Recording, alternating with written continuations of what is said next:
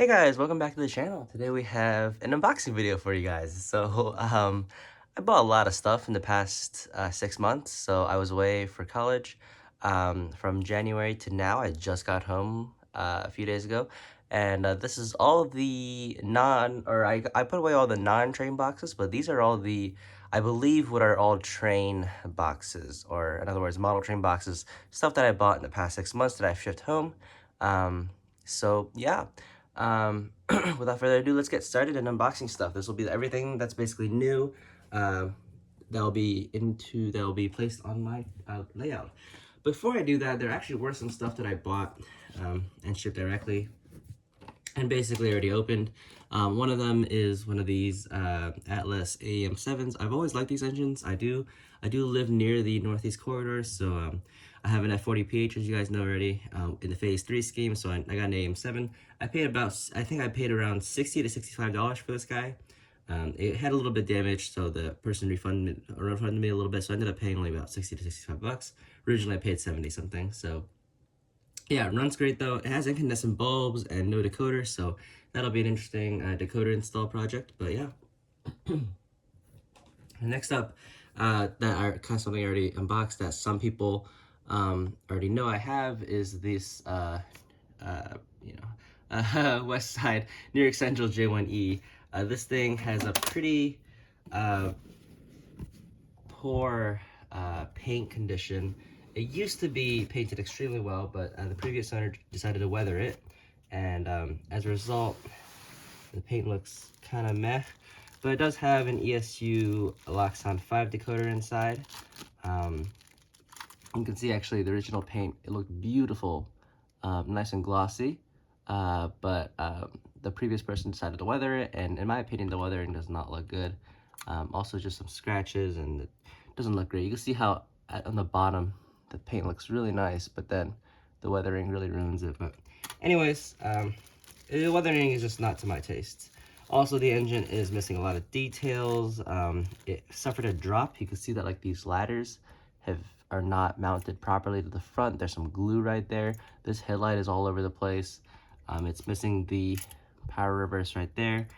There's just a lot of problems. All the brake details which are supposed to be attached here are missing. Yeah, this thing is not in great condition. This thing likes to just kind of limp out. There's a dent here, and anyway, there's a lot of problems with this guy, but the original owner did install ESU Loxon 5, and also added cab lights and maintenance lights, which are just basically lights underneath here, firebox flicker and stuff like that. So I bought this for a pretty good price. I paid, actually a really good price. I ended up paying, after a partial refund from all the damage, I paid $175 for this guy. So that's the brass J1E plus the Loxon 5, all the LEDs and whatnot, and yeah, so this is a really good deal. I'm really glad I got this thing. The original owner actually kind of converted this into like a Lionel's engine. They added some random crew talk sounds, but it wasn't really done in great taste. In fact, basically all the function buttons from function 1 to 12, like more than half of them were just crew talk sounds. And so when you would press them, they'd automatically start talking. And basically, once you start the engine up, it would just like constantly play crew talk sounds. But they weren't even like, they didn't even make any sense. It was like multiple audio, crew talk sounds playing at the same time. So it really didn't make much sense.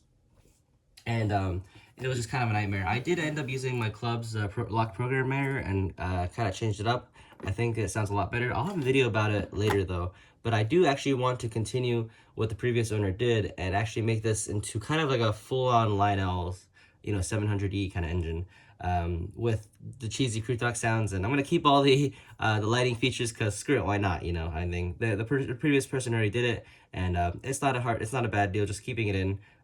It's much easier. I don't feel the need to take it out. So yeah, I do actually want to further the lighting effects and actually add working marker lights and whatnot, just for the fun of it. I think it'd be kind of funny. But yeah, this will be a future project for sure. I'm actually very much looking forward to working on this engine. So anyways, so those are the two engines that I already kind of opened in my free time. Viewers of my Instagram would already know that, but I don't post on my YouTube channel nearly as often, so that's why I figured I'd keep you guys updated with the newest stuff. All right, so now we have the actual boxes. I do not know what are in all these boxes. Well, I do know what I purchased, but I don't know, which item is in which box. So this will be interesting, and I guess you guys will find out with me. So this first box here, should have cut right through that. Very well packaged. It's nice and light, so this is definitely a fitting box for whatever I bought. Oh, this thing. I remember this thing. Okay, so this right here is a Tyco Mantua 040. Now, you might wonder why I bought one of these.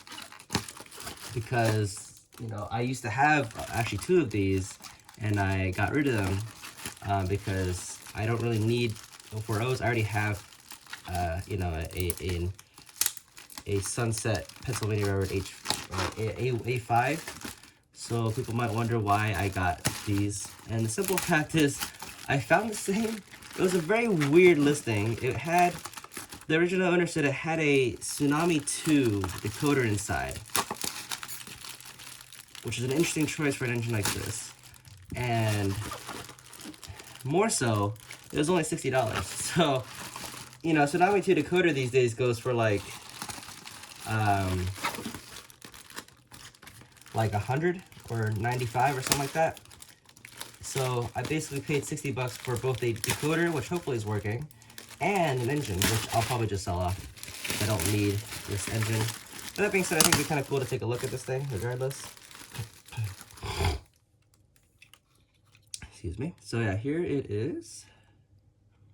Oh wow, this is actually one of the more modern Mantua or Tyco Mantua 040s. There's actually the can motor mod. You can see inside there.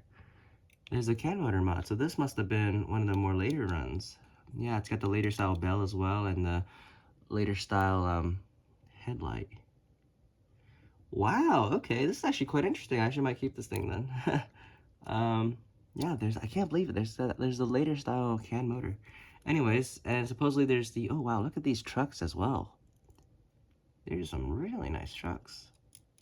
Damn, okay, $60. I'll gladly take it. All right, and you can see the holes where the speakers go through. Man, okay, I feel like I struck gold on this deal right here. I mean, it's a later style Mantua 040, which I don't know how much is it worth. I actually might consider keeping this thing. There's the upgraded truck, Tsunami 2 decoder, and everything. That's actually quite cool. Anyways, I'm not gonna test if it runs right now, but it looks to be in great condition, and the packaging was fantastic. The packaging was actually superb. The seller did a good job with that. All right, next up we have this box. This is a Please Keep Fragile. I pretty much already know what this is inside here because this is from a store. I believe this thing. Okay, let me preface this. Decoder prices have gone insane lately. I used to vouch for TCS decoders. I used to, and the reason why I no longer is because they jacked up the prices. So they used to be the cheapest DCC sound decoder on the market at only 69 bucks per decoder. And that's why I vouched for them, because they had really good sound and they were cheap. But now they increased their prices to $95, $97, basically the same as other decoder brands. And so I was like, screw it, I'm gonna look for a new decoder to mess around with. I ended up finding ESU lock sound decoders from this one seller who was selling them pretty cheap, and I bought 10 of them. So these were $80 a piece. Yeah, look at all that. $80 a piece, and I bought 1, 2, 3, 4, 5, 6, 7, 8, 9, 10. All 10 of these. So I'll show you one of these. They are the 8-pin style, but I hardwire all my decoders anyway, so I don't really care what kind of plug it has. I'm gonna hardwire it regardless. So I was very versatile, and these are perfect for me. So really big win here, I think. For 80 bucks a piece, I don't think they're gonna get any cheaper than that anytime soon. In fact, I think as soon as I bought that, the seller, the store that I bought from, increased the price to $93. So it was a good thing I got it then, because because I didn't want to pay. You know, I got easily more than 10 engines that need sound, of course. So I think it's better to invest in decoders now than wait for their prices to go up even more and then buy it then. Because as I said, I don't think decoder prices are going to get any cheaper, and not at least not anytime soon. So I would like to see other decoder brands besides Tsunami make a budget version decoder, you know, like an economy equivalent. All right, next up, we have a PFM United Pennsylvania Railroad K4. Now, I already have one of these, actually, but this is more of a swap and trade kind of deal, where basically I'm going to sell mine off, and I'm going to keep this one. I believe this one was unpainted, whereas mine was painted, but it was painted poorly, so I had to strip mine anyways, strip the paint off of my K4 anyways. And so it was easier, and considering I got this thing for really cheap, so it was actually just easier for me to simply buy an unpainted one than have to strip mine. So I basically make just a little bit of money, not really much, but I make a little bit of money because this thing is cheaper. And I can sell my other one off for the same price I paid for it. And I also get to not have to worry about stripping things. You know, stripping the engines might cause details to break and whatnot, so this is a good deal for me for sure. Also, mine had some minor detail damage, and this one does not. So yeah, this is a tender, the classic 130 P75 tender with the train phone antenna. These are so K4s originally had a shorter style tender. It was roughly about this long. It was the 110, aka the 11,000 gallon tender. And then in later years, Pennsylvania developed a longer tender, which looked identical, but just a little bit longer, which is this tender right here, which was which held 13,000 gallons of water, so 2,000 gallons more. And then in this particular case, PFM chose to add the train phone antenna to theirs, which was a not super common mod, but it was a modification that some K4s got. Here's the engine itself. The PFM K4 is, in my opinion, one of the best money for value engines. I paid, I believe, about $100 for this. I think it's actually like $95. This thing is just as detailed as BLI and MTH, I think. It's extremely well detailed. There's a lot of piping. If you actually go in and compare the pictures up front with each piping and whatnot, it's very well detailed. In fact, it's one of the few where it actually has linkage for the mechanical lubricator here, which all the already run models don't. But that being said, it does show its age. There are no brake shoes.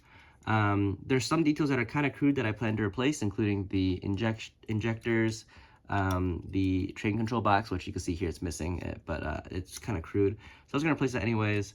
And also the open frame motor, of course, needs to be replaced. So with a little bit of work, these things can look really, really good, but they do show its age. These are built relatively long ago, so yeah. Anyways, this thing looks to be in really, really good condition. I hope it runs. I'll have to check though. But yeah, good looking engine so far. So for $100, that's a really good deal, especially considering how little the dollar's worth these days. I feel like inflation has really, really gone sky high lately. So I really like this, actually. By the way, back then, Pitman motors were touted as being some of the best motors out there. In fact, a lot of Japanese brass back then would make their own motors for their own engines to save money. But they were not considered as good as the Pitman motors, which were the de facto standard, the highest tier open frame motors at the time. It'd be comparing it equivalent to sort of like the Canon can motors these days, or the Sagami. All right, what do we have here? Ooh, I know exactly what this is. This is gonna be fun. So this is a Broadway Limited J1E or J1D with PT tender. This is something I was actually after for quite a bit. I already have one. It's kind of damaged. So I plan to get this one, and this one's also a little bit damaged in other areas, of course. And I was planning to basically combine the two together to create a perfect engine and sell the other one off. Sell the other one off at a decent price as well. So I paid I believe like $175 for this, plus eBay shipping and tax, so it ends up being about $200.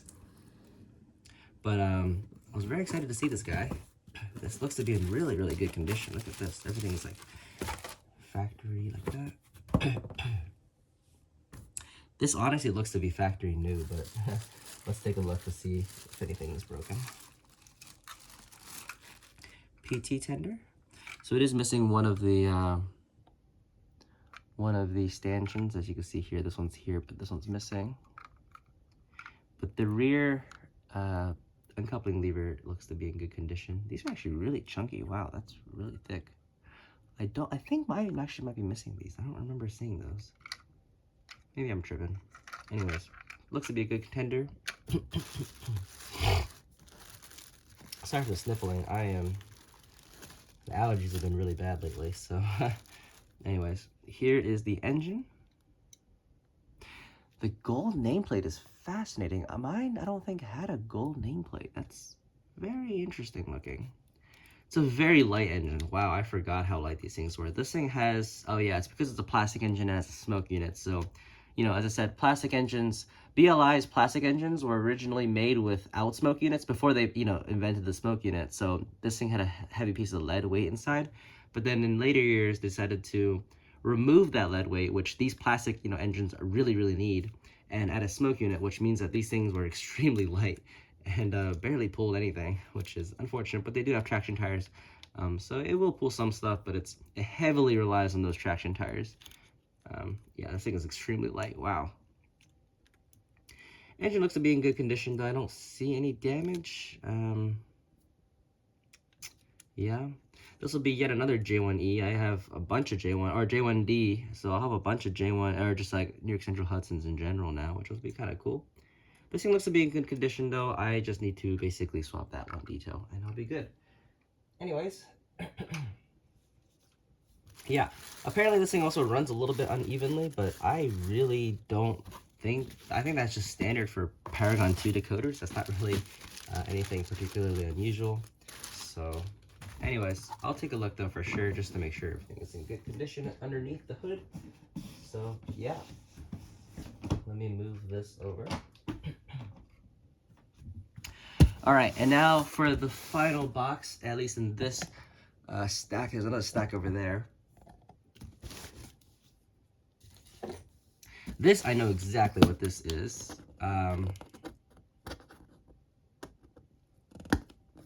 This is from Resourced Rails. So every once in a while, I will buy a huge box of stuff from Resourced Rails. I know the owner personally. His name's Matt. Very, very nice guy. Met him about a year ago during that summer thing I had. I don't know if you guys remember my 1,000 subscriber video, but I bought a lot of stuff from him for really good prices. And so, a very nice guy though. Would highly recommend checking out his website, which has lots of good deals on brass engines. Much better than Brass Trains or trains.com with a Z. And stuff he makes, he always has good deals. So, in here, I bought a lot of stuff. Okay, so, first things first.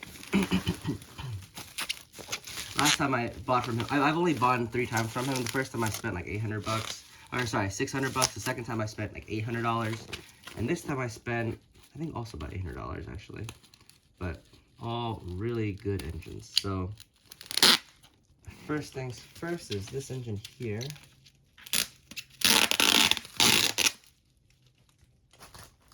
I'm going to take the tape off carefully just so I don't have to toss this bubble wrap and I can reuse it so it doesn't go into the landfill. Alright, this thing is very heavy. It is a GEM Louisville and Nashville Berkshire. This box is extremely heavy. I don't know what's inside. Look at that. Alright, so tender first.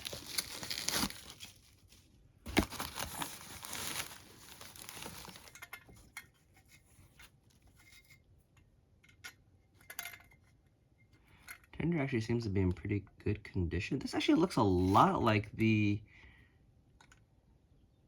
This looks like a Nickel Plate Road slash Pure Marquette slash Chesapeake and Ohio.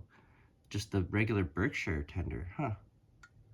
I wonder if it actually is, because it looks identical. This looks like the classic, you know, the Lima Berkshire tender.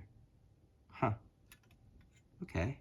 Well, it looks to be in good condition. All these things are, you know, not damaged. Everything looks to be complete. So I'll put this to the side. And then the engine, of course. Oh, and just for the record, these engines are probably going to be listed on sale in the future after I do a little bit of repairing on them.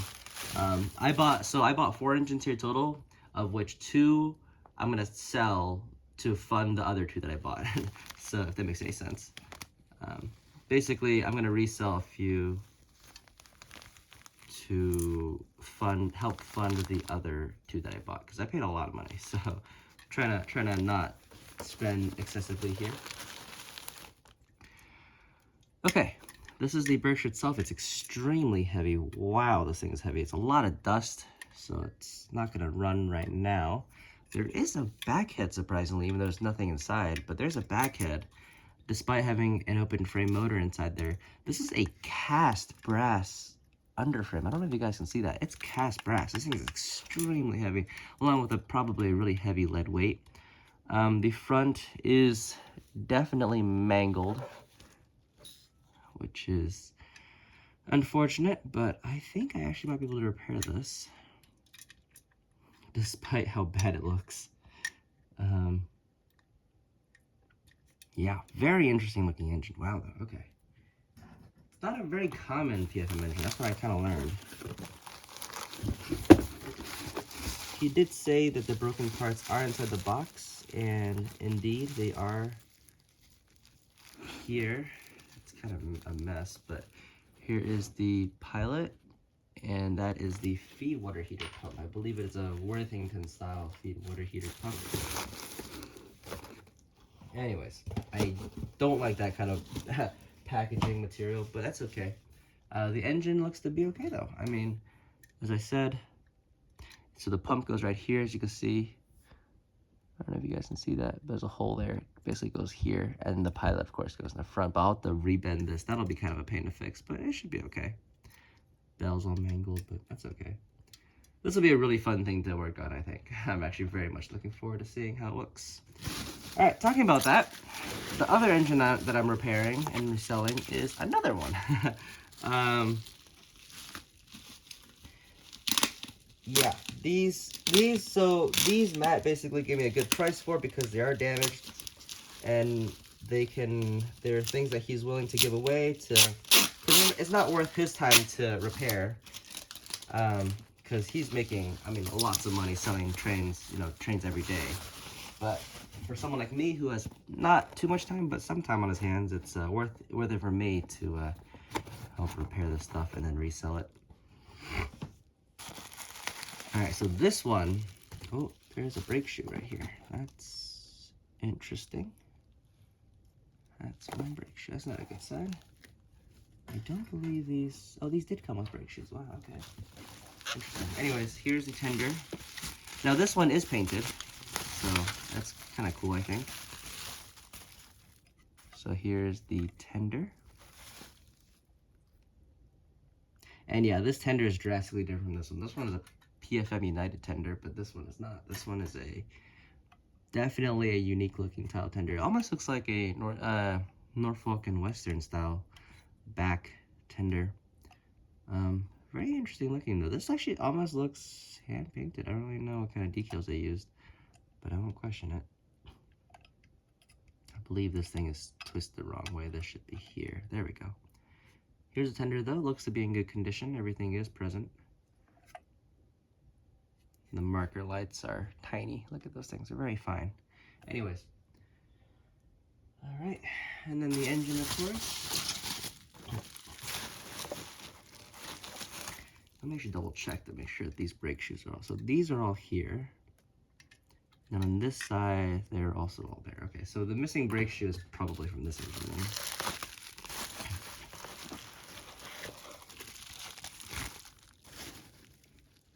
Another broken brake shoe, huh? Here. That's not a good sign. Oh boy, oh boy, oh boy. Okay, so the cap came off. I'm pretty sure Matt did say that it was, I mean, I know he said it was damaged, but Don't remember exactly what he said was damaged. The pilot here is completely bent. My God. This should go underneath like that. Yeah, these are very delicate engines. Wow, because it's so heavy that during shipping, and the box does not protect it very well, so during shipping, it will just get mangled. Jesus. So this will be interesting. So there's 1, 2, 3. This brake shoe's also basically fallen out. It's not even attached, so that's loose. On this side, all the brake shoes except one is broken. So yeah, definitely needs a little bit of work. I don't know if these were actually good contenders for reselling, because they are in pretty poor condition, but we will make it work.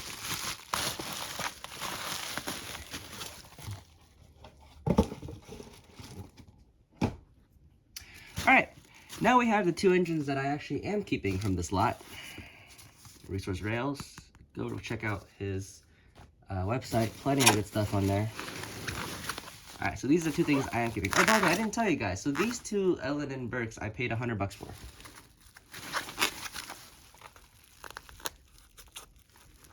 And next up here, this thing I also paid $100 for.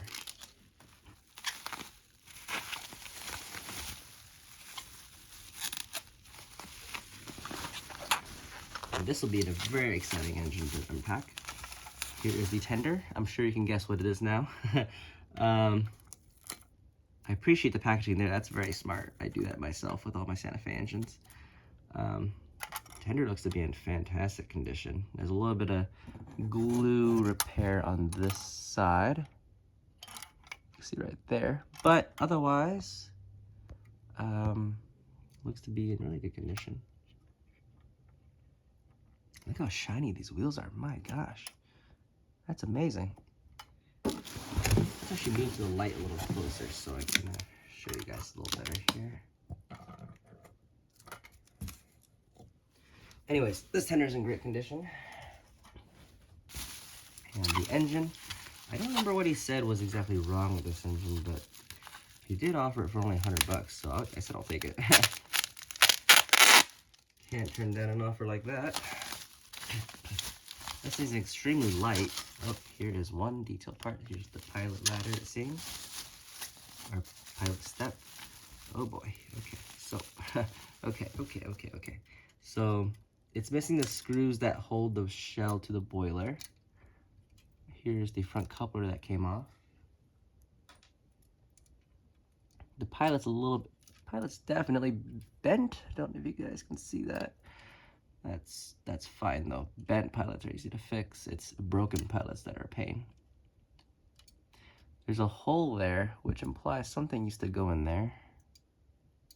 Oh, that's the pilot step. Never mind. That makes sense. Okay. This thing is mangled. Jesus Christ. Okay.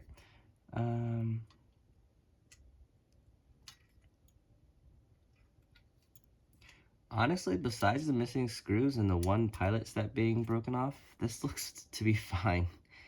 I really don't see anything else wrong with this. It's also missing the weight, of course. This thing is extremely light. Oh, and the and that tubing is broken. That's easy to fix though. All the valve gear is all the brake shoes are intact though. That's always a good sign. Look how much space is inside this though. Like, I don't know if you guys can see that. The motor is like here. There's so much space back here for, well, really anything. It's so hollow. There's so much space. You could definitely fit like a speaker in. You can actually fit all the electronics into here. This is the later run Santa Fe stuff. You could tell by the plated over bottom plate, I believe at least. So that's very cool. This thing is definitely a late run PFM engine. I'm really glad I got this thing for only $100. Wow. Okay. Anyways. All right. With that out of the way, we have one final engine to go, and this is the most expensive one.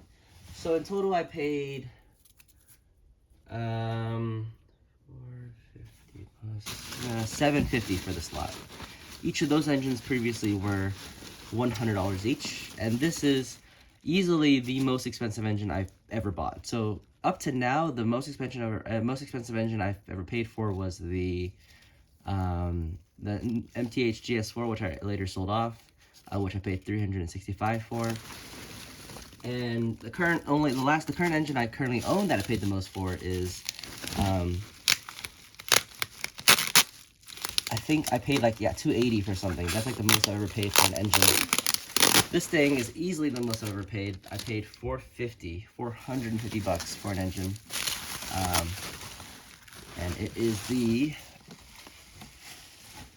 Westside J3A Super Hudson, aka the de-streamlined Dreyfus Hudson. I'm gonna move this box out of the way because I don't think there's anything else inside here besides the one brake shoe that fell off and fell inside the box, which I will search for later.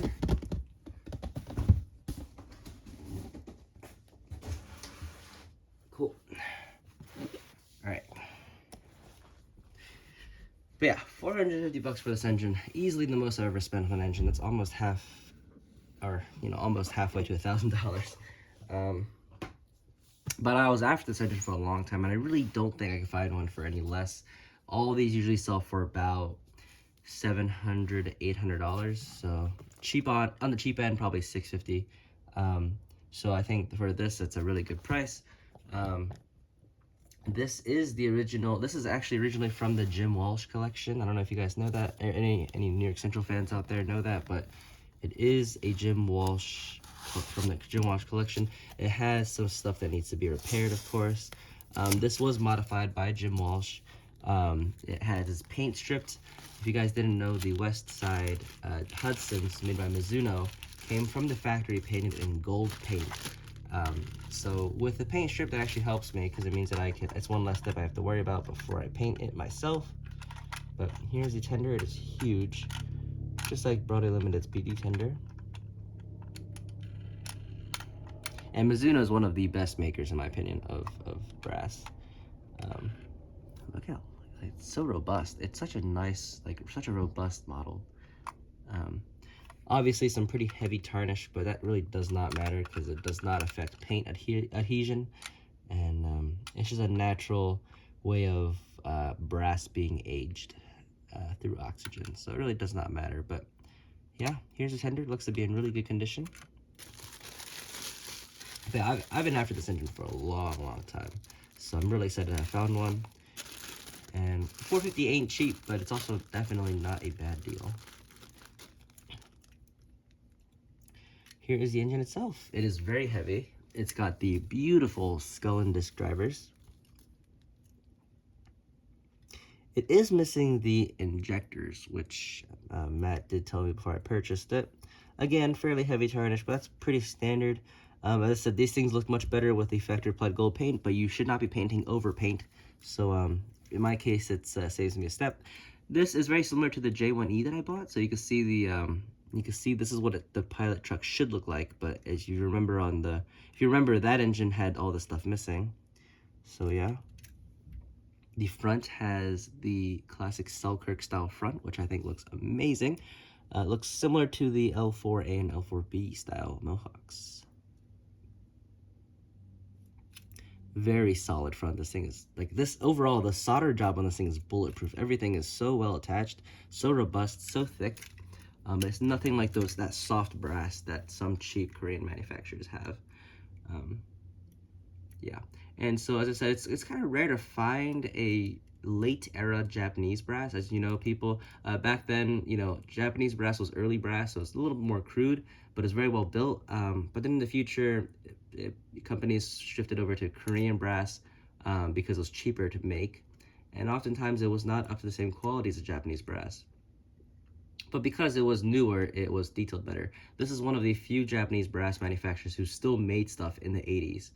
And I mean, clearly it shows the high detail from the later era stuff, along with the high build quality of Japanese brass. This thing is beautiful. So yeah, Matt was correct. It is only just missing one single part. So that shouldn't be that hard to build or fix. And yeah, it looks to be in really good condition. I'm very excited to be working on this. I'm gonna be working on this and the J1E together. I'm gonna probably strip that one and we're gonna paint these two together.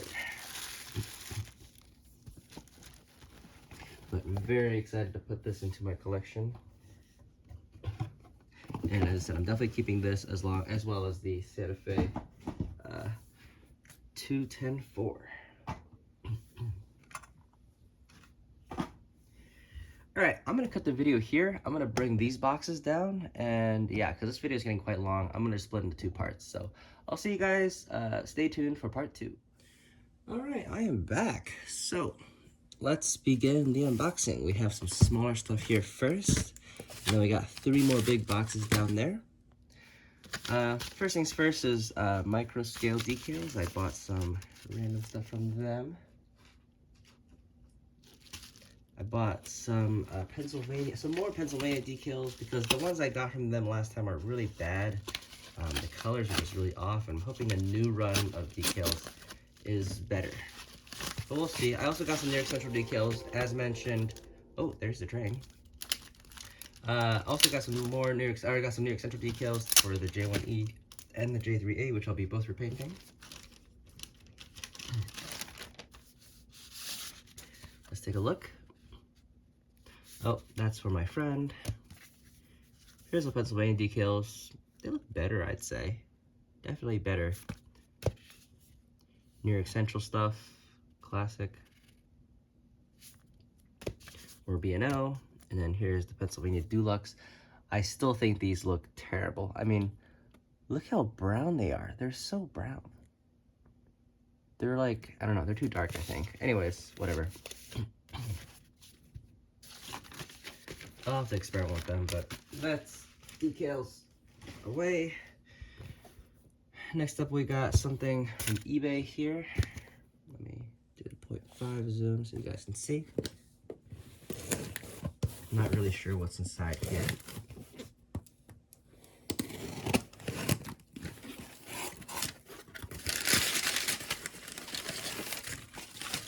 What the heck? It's like a brick.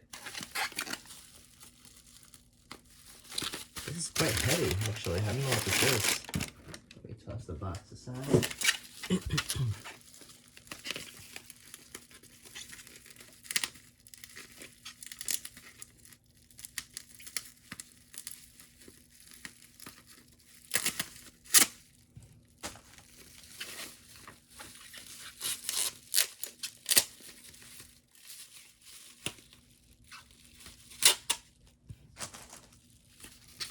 I don't really know what this is. I am very curious, though. And a little thing. I'm just gonna rip it probably, or I'll just do this. Okay.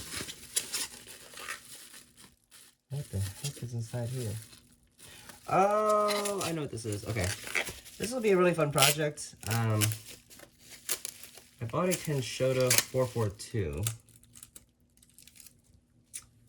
These Tenshotos are actually very cheap and very versatile, I think. Dominic Urso, a friend of mine, inspired me to do a similar build as his. He built a New York Central I-62 class from a Tenshoto C&W, Chicago Northwestern 442. These are really, really cheap brass, really early brass. It's very crude, but they are, I think, an excellent, candidate for an excellent base for building something else off of it. So here's the engine itself. You can see it's definitely quite crude. I mean, this headlight looks terrible in my opinion. This trailing truck looks really strange. It's so big. There's a ladder. It's a really basic model, but I think, I think like with some modifications, with like basically removing all the details and starting from scratch, redoing all the plumbing and stuff, it could look into quite an interesting model. The front here is all busted up, but I'll fix that later. But it seems like busted front pilots is a very common theme today. Good build quality though by Tenshoto. This thing is basically bulletproof. I mean, none of these details are ever gonna break. Yeah, classic old Japan build quality. Very good stuff. I paid, I think, 70 bucks for this guy. Honestly, I could have probably gotten one for cheaper, but I found it and I kind of impulsively bid on it, so it's it's mine now. I have no idea what this box is. I don't know why you would ever use an envelope for this kind of thing, but it's quite heavy. So let's see. So inside is a box.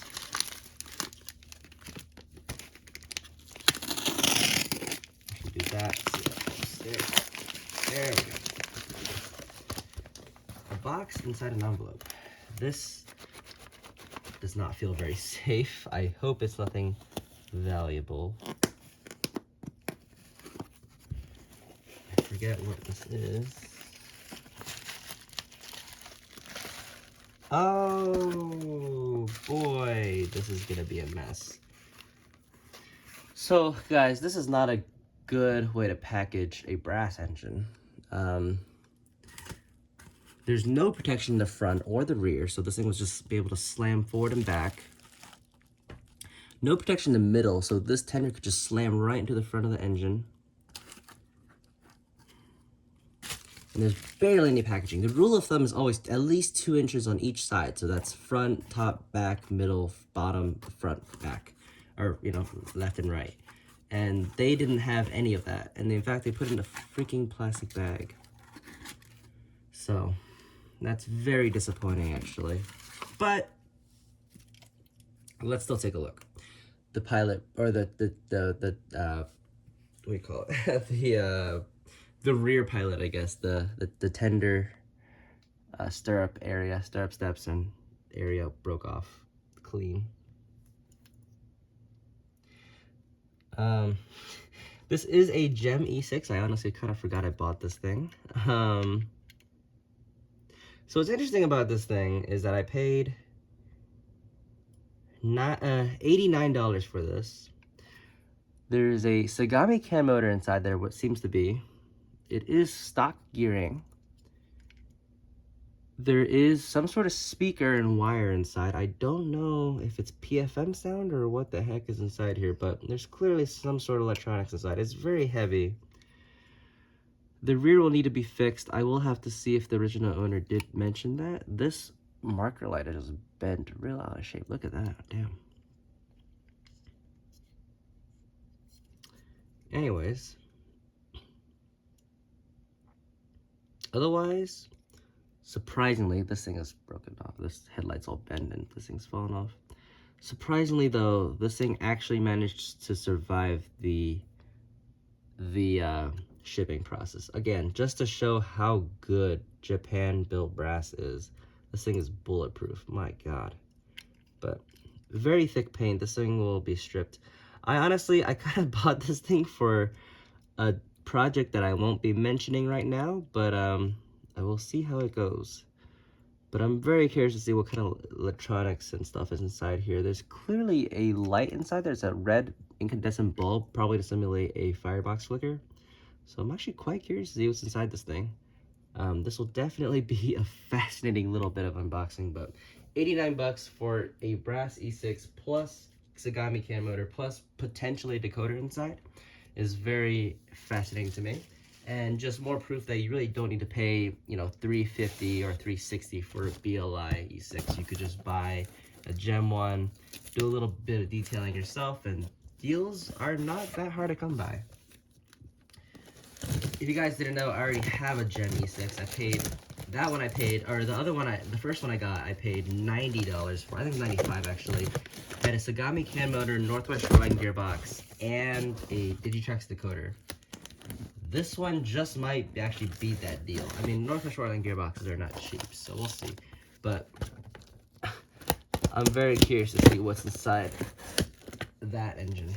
I will maybe do an update video. I don't know, maybe. All right, what's inside here? Packaging for one is not great. You can see that this is packed pretty well, but there's all this space up here that the engine can just, you know, jump up and down on. So not the best. Ooh, I know exactly what that is.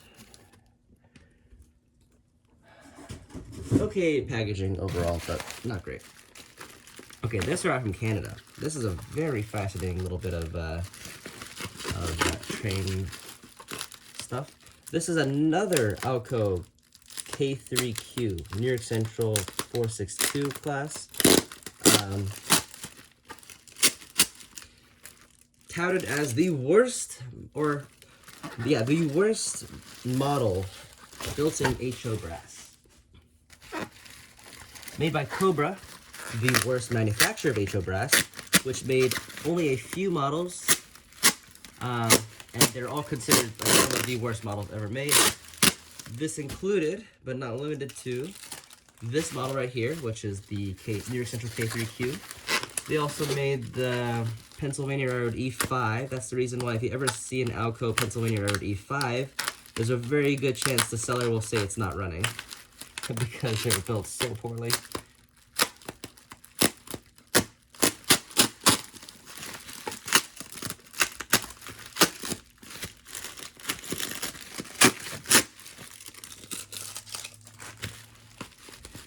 They also made some other stuff, including the Pennsylvania Railroad N2SA and other stuff. But again, it's the maker, the builder, not the importer. Alco was the importer. Alco imported a bunch of other stuff made by a bunch of different companies, including Samhangso, which the Samhangso ones are, you know, really good engines. Again, what's important is the builder, not the importer. Many people will see a bad model from an importer and then swear off everything from that particular importer when, again, they're basically different things completely. So, anyways, here is the box. That being said, this is probably one of the best conditioned K3Qs I've seen. This box is basically pristine. The engine inside, from what I saw, also looked to be in great condition, although it is missing 1 or 2 parts. Alright, so first things first is the tender. Look at like the thick lacquer coating on this thing. It's so thick. It's like kind of glossy and stuff. Looks okay. These trucks are so cheap looking. Like they look so 2D. They clearly, you know, I don't know. They just look so poorly detailed. These trucks. There's no depth to them. They look extremely 2D, but they look okay. Tender looks to be fine. Here's the engine. These things had some of the worst design gearboxes ever, not to mention a really shitty motor. Just a lot of problems all in all. I do have my original K3Q, which I just bought and have never even touched yet, honestly. I have a post on that Instagram that shows all the problems with that engine, but I didn't make a video about it yet, so. Anyways, here's the engine.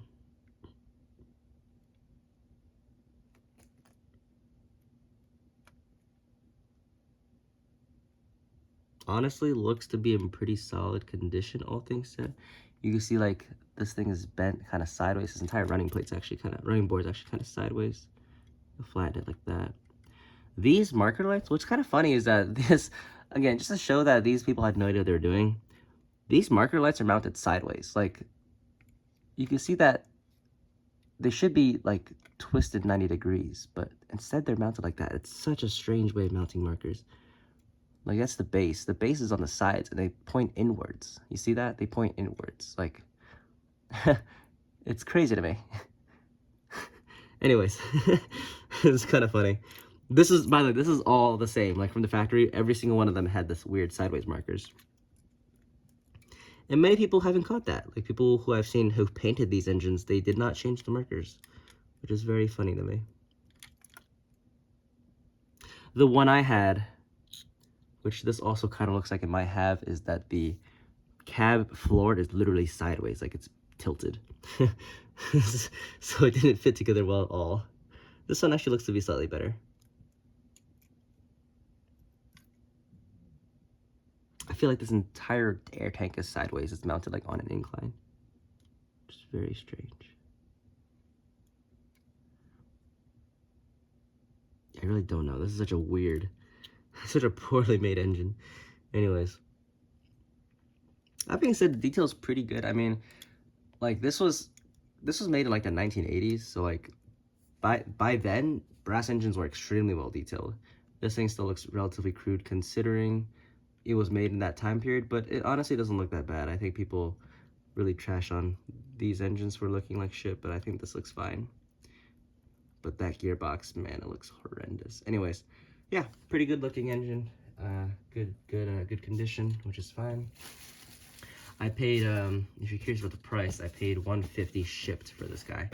Again, I shipped from Canada, so shipping was not cheap, but I paid $150, including shipping. All right, last two boxes here. Don't want to keep this video too long. How do I fucking open this?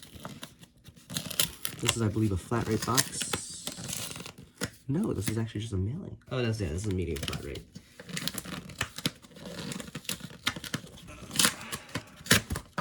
There we go. Hey, there we go. Look at that. Who's excited to see that thing? If you guys didn't know, I used to actually have one of these. It was painted unlettered. This is good. See, this is good packaging. See, 2 inches on each side. Well, except on this side. But 2 inches on each side, and the bottom actually has the stuff as well. Good packaging. This is actually bought from a friend. Well, not someone I've met personally, but someone who I've talked to on Instagram. The USRA 2662. Yeah, anyways. So Bachmann made 2 CNO 2662s. They made the H4 class, which was the CNO's own, 2662, own designed. And then they made the USRA version, which basically USRA liked the Chesapeake and Ohio H4 so much that they decided to make it a USRA standard, and they allowed us to buy similar looking engines that had slight modifications, and they were classified as the H5 class. So Bachmann made both of them. The H5 had the rectangular tenders, and the Vanderbilt tenders were the H4 class. Now, the one I originally had was an H4 class, so I had the Vanderbilt tender, but it was painted unlettered. This here is kind of interesting. It is an H5 tender, again, the USRA rectangular tender. This is the standard USRA long tender with sound. But the engine is actually an H4. I believe, many H4s did have rectangular tenders. Maybe not necessarily the USRA style tender, but they did have the the rectangular style tender, not the Vanderbilt. And so I don't really mind that much. That being said, the numbers are wrong. This was clearly taken from an H5 with the 1519, whereas the engine is not 1519. So clearly some sort of mismatched deal going on here. This thing is one of Bachmann's best made engines, in my opinion. They did such a good job on this thing. It is extremely well detailed. That looks weird. Why does that look like that? It's one of Bachmann's best made engines, in my opinion. It's extremely well detailed, not super duper expensive. It looks gorgeous. I mean, look at that. Now this thing is very oily and stuff, but that's okay. I do have to thoroughly look through everything to make sure there's no damage here. Okay, so right off the bat, one of these safety valves is broken. Right there. The bell is missing.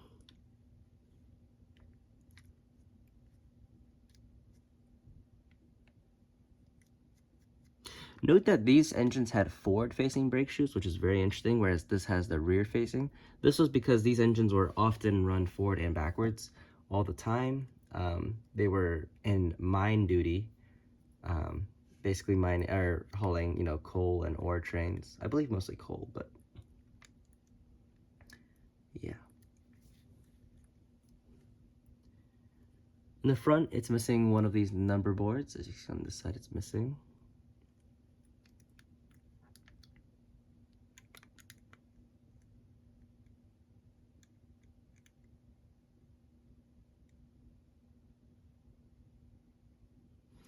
This is very strange. I don't really know why this plumbing seems to be in the way of...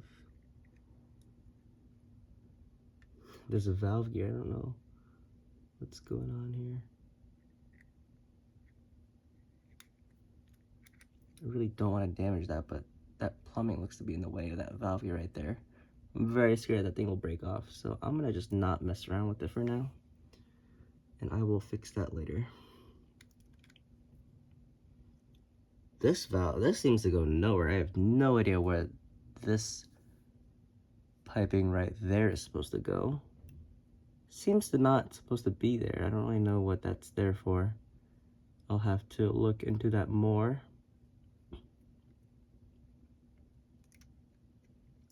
Otherwise, this thing looks complete. Oh, also, there's a huge chip in the smokestack here. Jesus Christ. This dome thing got fucked up. Jesus, okay. Okay, well, definitely not in the greatest of conditions. But that's okay.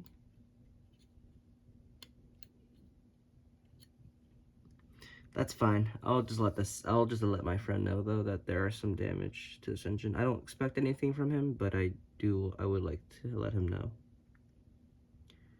Anyways, otherwise this thing looks good. I hope it runs well. He said it does run fine, so I'll trust him on that.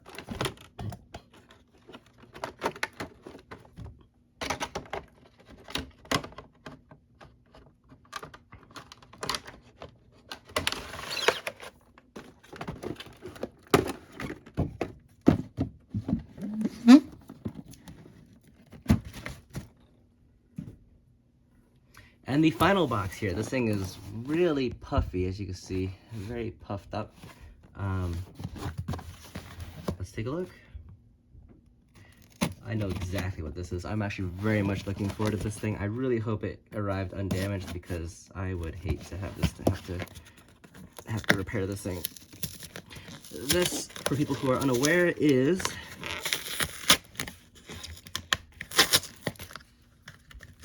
there we go. This is a Proto 2000 Pennsylvania Railroad HH1.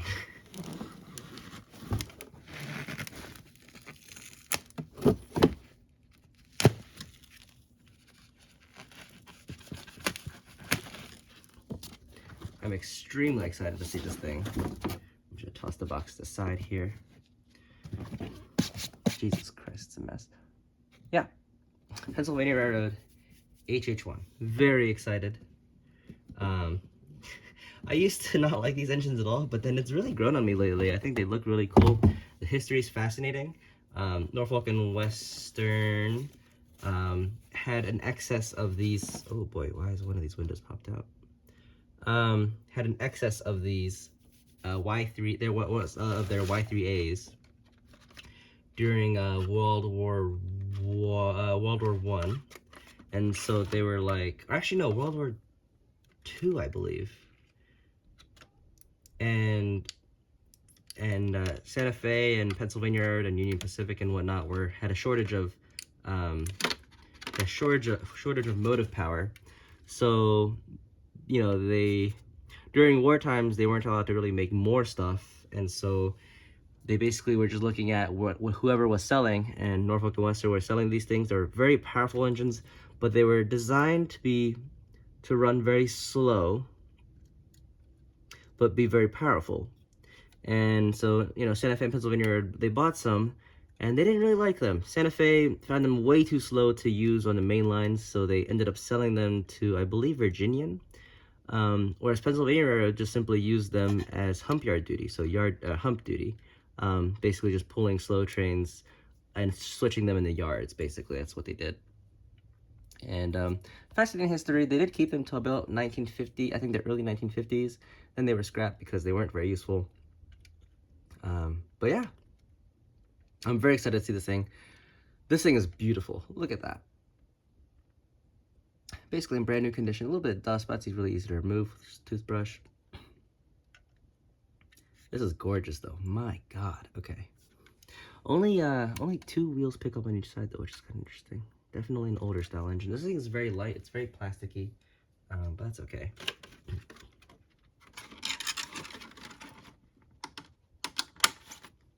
I definitely would like to do a review on this engine because I just think it's I just think it's a fascinating little thing in history.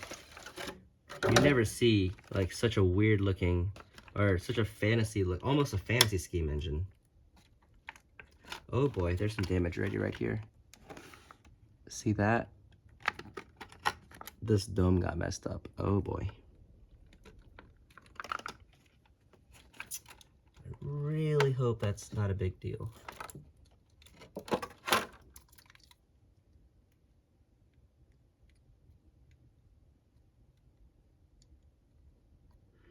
God damn it, I hate that so much. It's so unfortunate. I might have to get a replacement part from Pro 2000. Damn it, okay. That's very unfortunate.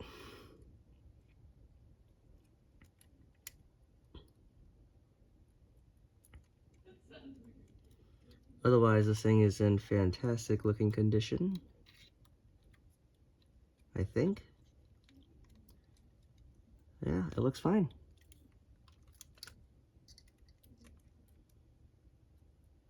Wow, look at that detail. Even the mechanical lubricator valve gear is there. Look at that. Yeah, the mechanical lubricator valve gear is even there, and it moves. That's crazy to me. This is so insanely detailed. This bell cord needs to be redone, but that's okay.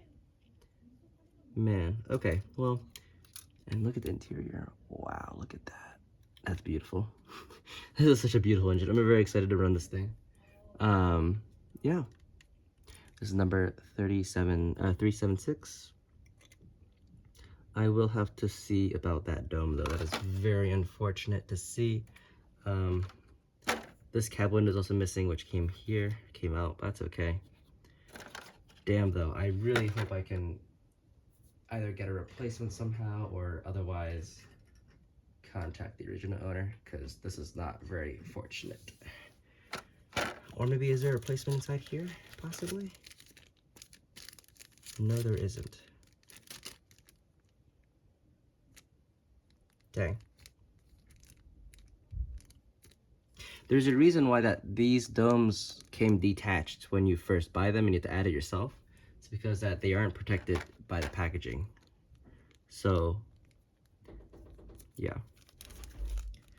Alright, and that pretty much sums up my unboxing. A quick summary of everything. So we have the two PFM imported Guild-made L&N Berks. One of them, both of them are missing, have pilot damage. One of them has the wrong tender. One of them is unpainted, and one of them has an messed up cab. These were $100 each. Then we have a PFM United K4 that was also about $100. It's a post-war style, basically good condition. Then we have a pretty good condition, Broadway Limited J1D with PT tender. This one is missing one stirrup step for $180. Then we have a West Side New York Central J1E with a pretty poor paint job. A lot of details that need to be replaced and repaired. The pilot is all broken off, so that needs to be repaired. Also some drive work, but it has a Lockdown 5 decoder, and a really good lighting features. So this I paid $175 for. Then we have a Spectrum H4 with a USRI tender with sound. That one has a few missing details, but it supposedly runs really well and has easy sound. Then we have a West Side New York Central J3A de-streamlined Hudson with the post-war front. Paid $450 for that. It is from the Gin Walsh collection. Missing one injector, but otherwise it's in good condition. Then we have a PFM United Santa Fe 210-4 with some front damage. It's also missing the boiler screws, but otherwise it looks to be in pretty good condition. Definitely toward the late run era, so yeah. That I paid $100 for. Then we have a Gem E6 with Sagami Ken motor and wiring and LEDs and a speaker. So maybe a sound decoder, maybe not. Paid $89 for this guy. Then we have a Mantua 040. This is the later run with factory installed CAN motor and LED headlight. This has DCC sound, has a Tsunami 2 sound decoder. Paid $60 for this guy. Then we have a Tenshoto 442 without tender. This I paid $70 for. This is gonna be a kit bash project. Then we have a PRR Pro 2000 HH1 class with a damaged smokestack because the original owner didn't remove the smokestack before shipping. These from the factory had the smokestack removed removed and attached in a separate baggie to prevent damage, and the original owner forgot to do that. But I paid $100 for, I believe, sorry, $200 for, and the original owner did offer to give me a partial refund, probably about 10 to 20 bucks, so I can get a replacement part hopefully somewhere. And then we have here a Alco K3Q. I paid $150 for this, including shipping, shipped from Canada. Really good condition, actually. And then finally, we have an Atlas AEM7 in the Amtrak Phase 3 scheme DC for $60-ish. So yeah, that is everything. There's 13 engines here total, and also I bought 10 ESU lock sound decoders for $80 a piece because I have a lot of engines I need sound, and figured I might as well invest them all now instead of buying them, buying in a decoder every few weeks. I feel like this is just an easier way to save money. So yeah. Anyways, that was the entire unboxing. Hope you guys enjoyed. I probably actually will combine the entire unboxing into one big video because I don't think these usually get that many views, but people who are interested in the channel and like to keep track of what I have will enjoy this entire video. So anyways, that's pretty much it for me. Hope you guys enjoyed, and I'll see you guys next time. Bye.